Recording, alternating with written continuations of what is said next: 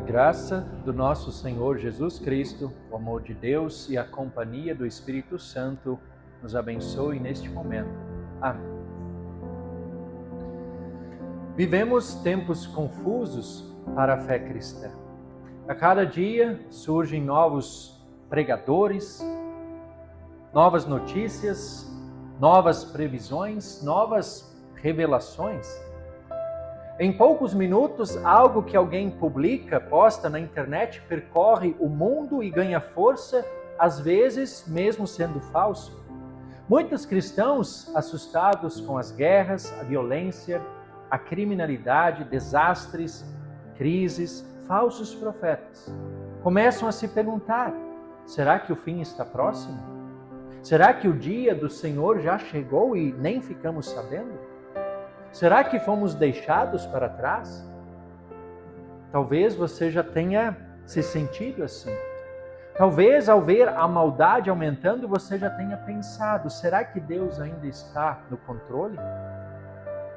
Agora imaginem que essa descrição não é sobre o nosso tempo, mas sobre o primeiro século da era cristã. Imaginem uma pequena comunidade cristã em uma cidade movimentada no Império Romano, chamada Tessalônica. Ali os cristãos também ouviam rumores, viviam perseguição, insegurança, e eles estavam confusos. E chegou até eles uma mensagem no mínimo duvidosa, talvez uma carta falsificada ou um pregador carismático dizendo: o dia do Senhor já chegou. E infelizmente, muitos acreditaram nessa falsa mensagem. Alguns abandonaram o trabalho, outros entraram em pânico, ainda outros começaram a duvidar da promessa do Evangelho. E adiante desse cenário, que o apóstolo Paulo escreve as duas cartas aos cristãos tessalonicenses. E as palavras de Paulo, apesar de serem escritas há uns 2000 anos, elas poderiam ter sido escritas ontem. Paulo diz o seguinte: irmãos, no que diz respeito à vinda de nosso Senhor Jesus Cristo e a nossa reunião com Ele, pedimos que vocês não se deixem demover facilmente de seu modo de pensar, nem fiquem perturbados, quer por espírito, quer por palavra, quer por carta, como se procedesse de nós, dando a entender que o dia do Senhor já chegou. Ninguém, de modo nenhum, engane vocês. Sim, meus irmãos, as circunstâncias mudaram. Os tempos são outros. 2 milênios se passaram, mas o coração humano e o espírito enganador do inimigo continuam os mesmos. Por isso, a mensagem de Paulo é também para nós. Em meio à confusão e ao medo, Cristo continua reinando e a sua palavra é o nosso alicerce. Tessalônica era uma cidade bastante importante no Império Romano. Era uma metrópole portuária, cheia de comércios e diversas religiões diferentes. A igreja cristã ali ainda era bem jovem, recém-formada pela pregação de Paulo. Mas logo vieram as perseguições. Muitos irmãos perderam seus empregos, outros foram presos e alguns até mortos. E em meio a tudo isso começaram a circular essas falsas mensagens de que o dia do Senhor já havia chegado. Imaginem o desespero daqueles cristãos. Eles aguardavam a volta gloriosa de Cristo. E de repente surge alguém dizendo que isso já havia acontecido. Será que eles haviam ficado para trás? Outros, acreditando que o fim era iminente, deixaram o trabalho, deixaram suas responsabilidades, esperando que o céu se abrisse a qualquer momento. E diante disso, Paulo escreve a eles. Ele escreve como um pastor, como um pai espiritual, não para condená-los, não para repreendê-los, mas para corrigi-los em amor. Sua primeira palavra é: não se deixem enganar. Essa é uma advertência que serve para os cristãos de todas as épocas, de todos os tempos.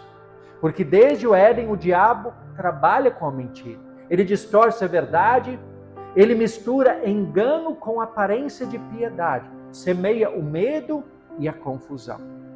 Paulo ele lembra aos cristãos daquela jovem igreja que Deus não é um Deus de confusão, mas é um Deus de paz. O Senhor da história, o Criador dos céus e da terra e tudo que nele existe, como ouvimos no Salmo de hoje, não perdeu o controle. O mistério da iniquidade pode até estar operando. Sim, o mal age neste mundo desde a queda em pecado, mas Deus ainda detém esse mal. Nada está fora do tempo de Deus. Nada acontece fora da sua vontade soberana. Deus continua com todas as coisas sob o controle. Depois de acalmar o coração dos Tessalonicenses, Paulo explica o que está acontecendo. E ele faz isso de forma pastoral, não para gerar especulações, mas para fortalecer a fé deles. Paulo explica que antes de chegar o dia do Senhor, virá a apostasia. Se manifestará o homem da iniquidade, o filho da perdição, aquele que se opõe e se levanta contra tudo que se chama Deus, a ponto de assentar-se no santuário de Deus, proclamando ser o próprio Deus. Essas são as palavras de Paulo, e elas escrevem uma rebelião espiritual que acontecerá. Uma inversão completa da única verdade que realmente liberta e salva. Essa apostasia que é mencionada por Paulo não é um mero tropeço ou uma dúvida individual de alguns crentes, mas é um grande abandono coletivo da fé cristã que precederá o dia do Senhor. Ou seja, antes de Cristo voltar, haverá um grande abandono coletivo da fé. E isso, obviamente, tem a ver com a ação do inimigo, a ação do iníquo. E esse grande abandono facilitará ainda mais os seus objetivos de afastar as pessoas de Deus e da salvação eterna. E é importante salientar que esse homem da iniquidade não é apenas o surgimento de uma figura, alguém específico, mas é a manifestação de um poder ou de um espírito que se coloca no lugar de Deus. Esse homem da iniquidade é o símbolo de toda a arrogância humana, que se exalta acima do Criador, de toda a pretensão do ser humano de querer ser senhor do bem e do mal. Ou seja, nós voltamos lá para o Éden, quando o inimigo disse o seguinte para Eva: Deus sabe que no dia em que dele comerem, os olhos de vocês se abrirão e como Deus vocês serão conhecedores do bem e do mal. No fim das contas, quem está por detrás dessa arrogância e pretensão humana é o espírito enganador do maligno. Quando o ser humano quer ocupar o trono de Deus e fazer aquilo que somente compete a Deus, seja na religião, seja na política, seja na consciência humana. Nós temos nisso a essência daquilo que representa o homem da iniquidade, ou o mistério da iniquidade. Não é necessariamente uma figura, mas é um espírito daquilo que age contra a vontade de Deus. Mas Paulo ele não para por aqui, ele continua o seu ensino. Ele mostra também que esse mal não triunfará.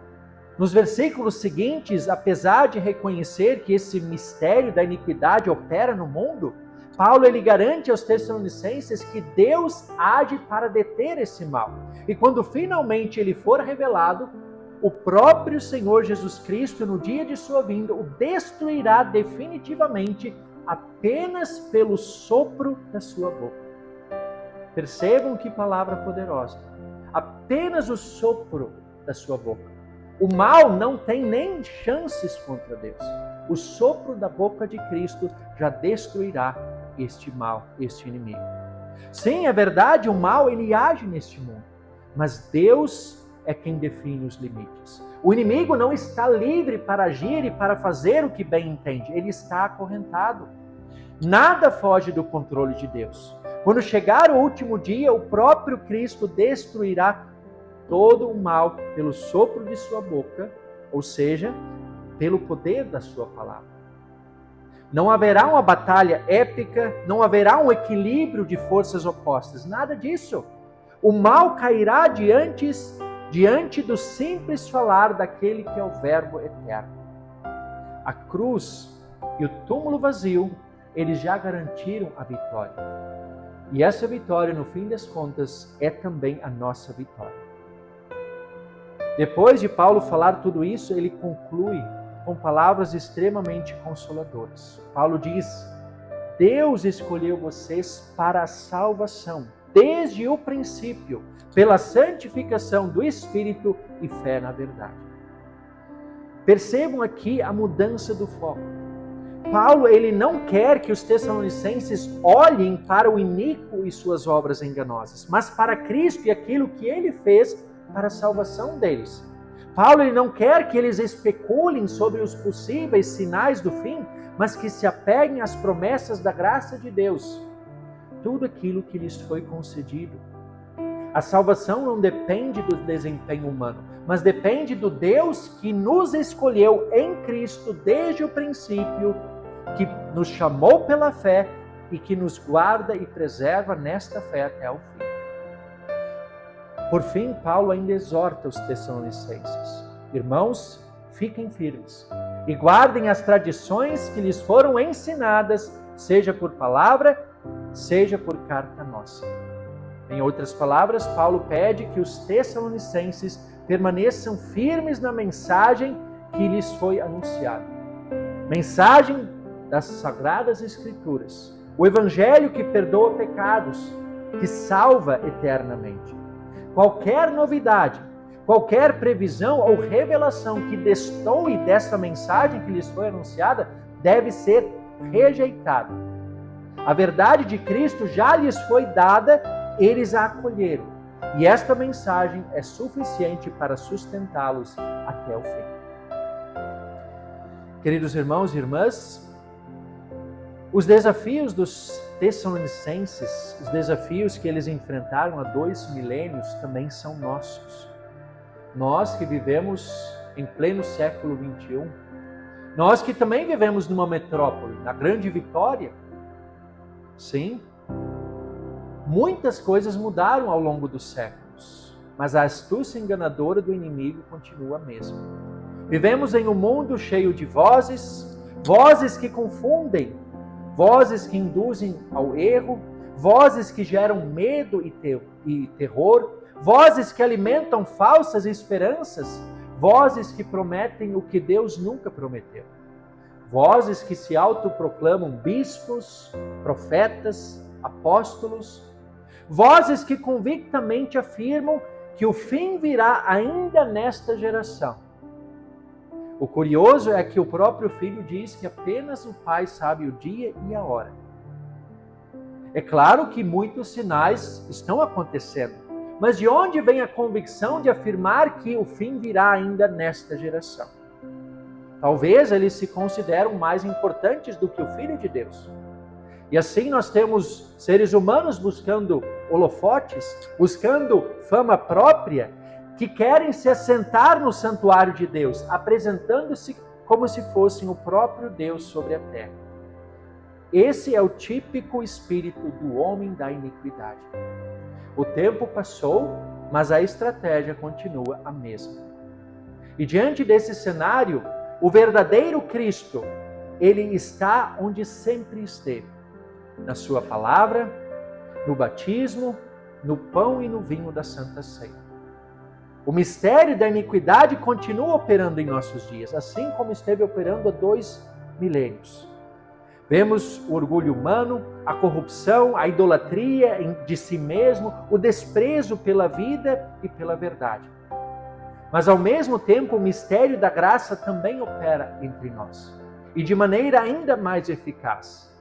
Cada vez que a palavra é lida e anunciada, cada vez que um pecador é perdoado dos seus pecados, cada vez que alguém é batizado, cada vez que recebemos o corpo e sangue de Cristo na ceia. Em todos estes momentos, Cristo sopra em nós a sua vida e destrói aquilo que o inimigo quer fazer para nos afastar de Deus. Por isso, a mensagem de Paulo continua sendo atual. Não se deixe enganar. nem por mensagens alarmistas, nem por falsos milagres, nem por doutrinas que prometem o que Deus nunca prometeu. Tudo o que precisamos saber para herdar a salvação está revelado nas Sagradas Escrituras. Permaneçam firmes nesta palavra. É nela que o Espírito Santo nos fortalece e nos preserva na fé. É nela que encontramos o consolo do perdão e a certeza da salvação. Não se desesperem, porque não há motivo para isso. Continuem vivendo a vida de vocês. Cumpram seus ofícios na vida diária, na família, no trabalho, na sociedade e na igreja. Vivam a vida cristã de vocês, com zelo, com dedicação, com alegria e com esperança, porque todo mal que assola o mundo presente tem um prazo de validade. Quando Cristo voltar, o inimigo e toda a sua astúcia enganosa será definitivamente destruído. A vitória é certa. Foi conquistada pelo próprio Cristo na cruz do Calvário. Por meio da sua palavra, por meio dos sacramentos, Cristo reina entre nós já agora, em nossa vida, em nosso coração. E este reinar, ele se tornará pleno quando Cristo vier, em poder e glória lá nos céus no último dia. Queridos irmãos e irmãs, os cristãos de Tessalônica viviam com medo, confundidos por falsas mensagens. Nós, no século XXI, vivemos também cercados de boatos, teorias conspiratórias, falsos profetas, notícias que tentam roubar a nossa paz e o nosso sossego. Mas a resposta é a mesma ontem e hoje. Cristo ainda reina. Ele não abandonou a sua igreja. Ninguém foi deixado para trás. Ele continua sustentando o seu povo pelo poder da sua palavra, pela graça dos seus sacramentos. E um dia, quando o Filho do Homem realmente vier, quando ele aparecer nos céus em resplendor e glória, não será para nos assustar, não será para nos aterrorizar, pelo contrário, será para nos acolher eternamente. E então nós veremos com nossos próprios olhos aquilo que Paulo escreveu, o Senhor Jesus Cristo destruindo o iníquo e suas obras malignas pelo sopro da sua boca. Até lá, vivam com fé, vivam com esperança, vivam com amor. Permaneçam firmes, guardando as tradições apostólicas, a palavra em toda a sua pureza, o evangelho da graça que perdoa e salva. E quando o mundo parecer fora do controle, lembrem-se, Cristo nunca perdeu o controle. Ele governa soberano sobre todas as coisas, por amor a você, por amor a mim e a todos os que nele creem. E assim finalizo com as palavras de Paulo no finalzinho do capítulo 2. Que o próprio Jesus Cristo, nosso Senhor, e Deus, o nosso Pai, que nos amou e nos deu eterna consolação e boa esperança, pela graça console o coração de vocês e os fortaleça em toda boa obra e palavra. Amém.